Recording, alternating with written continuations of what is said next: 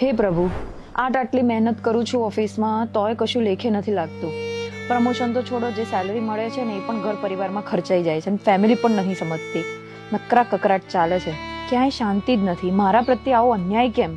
હવે તો એક જ આશા છે, અત્યારે જે કોન્ફરન્સમાં જઉં છું, જો એમને મારું પ્રેઝન્ટેશન ગમશે તો મારું પ્રમોશન થઈ જશે અને બધું સોલ્વ પણ થઈ જશે. ફટાફટ પહોંચું, આમ પણ મોડું થઈ ગયું છે.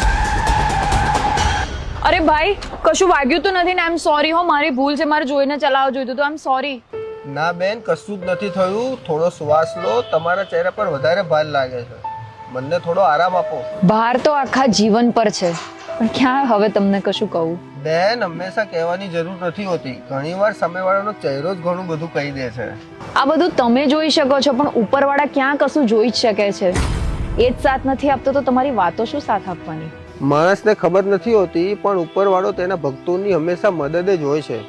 જો કંઈ જીવનમાં ખરાબ ચાલતું હોય તો સમજો કે એનાથી પણ વધારે ખરાબ થવાનું હતું. આટલામાં પત્યું.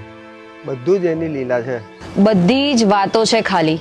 વિચારો, અત્યારે મારે એકદમ ઇમ્પોર્ટન્ટ પ્રેઝન્ટેશન હતું લાઈફનું, અને હું અત્યારે તમારી સાથે અહીંયા ઊભી છું. આ લીલા છે એમની? વિશ્વાસ રાખ બેન, એ છે જ સાથે અને આગળ પણ સાથ આપશે જ. ચલો ભાઈ, મારે તો મોડું થઈ ગયું છે કોન્ફરન્સ માટે. હવે પ્રેઝન્ટેશન થશે પણ નહીં, અંદાજો જ નથી. મોડું થઈ ગયું આજે તો. ભાઈનો ફોન. હલો, હા ભાઈ. જીમી, તું ક્યાં છે? તું ઠીક છે?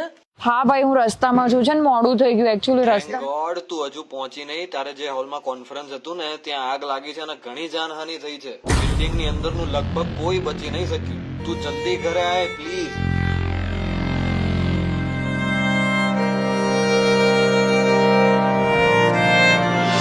ચલો ભાઈ, મારે તો મોડું થઈ ગયું છે કોન્ફરન્સ માટે. હવે પ્રેઝન્ટેશન થશે પણ નહીં, અંદાજો જ નથી. શું ખબર, આ 10 મિનિટ તમારા જીવનની સૌથી યાદગાર પલ બની જાય. અને હા, લો બેન, મારા તરફથી આ ભેટ. અરે પણ, અરે ભાઈ, તમારું નામ તો કહેતા જાઓ. કેશવ.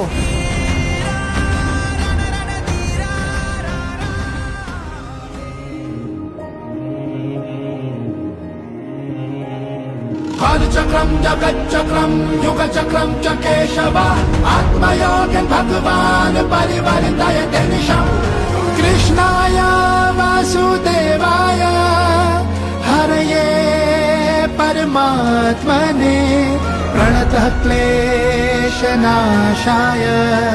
गोविन्दाय नमो नमः.